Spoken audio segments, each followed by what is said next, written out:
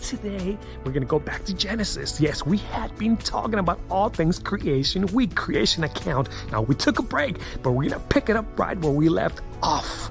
Day 3 of creation, the second part, because we had already addressed the first part where we spoke about God speaking into creation, the dry land or the earth, the Bible calls it. So now with it comes the second part, vegetation. So let's pick it up at verse 11 of chapter 1 of Genesis. It says, "Then God said, let the earth bring forth grass, herb that yields seed, and then the fruit tree that yields fruit according to its kind, whose seed is in itself.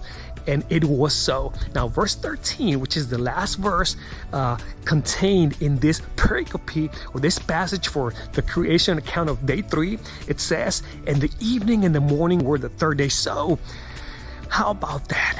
Anything and all things, plants, trees, vegetation, the fruit trees, seed, herb, grass, all these beautiful things that we have today.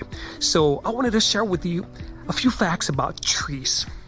Actually, we started with this last time. So today I want to share with you another 5 facts. Number 1, I don't know if you knew this.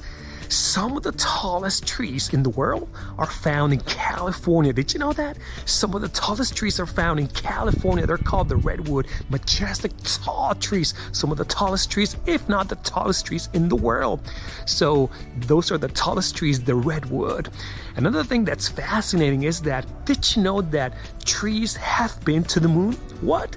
Yes, we're told that in 1971, Apollo 14, then when they took seeds, so they took seeds to the moon and they grew into trees just the way they do, just the way they grow here on Earth. Another thing that's fascinating too is the fact that a large oak tree, this is pretty darn interesting. A large oak tree can drop upwards of 10,000 acorns per year. That's a lot of acorns, upwards of 10,000 acorns. Another thing that's interesting is that the weeping willow bark, the bark of the tree, kind of like the skin, old skin of the tree, the weeping willow bark contains a compound or a chemical that's similar to medication, more specifically a pain relieving medication, and all out of a tree. Can you believe that? And God created this. And the last thing I want to share with you is that I don't know if you knew this. This is really interesting. It almost seems like a cartoon, like what? Taken out of a movie or something. There will be times when insects will attack a tree. And guess what happens?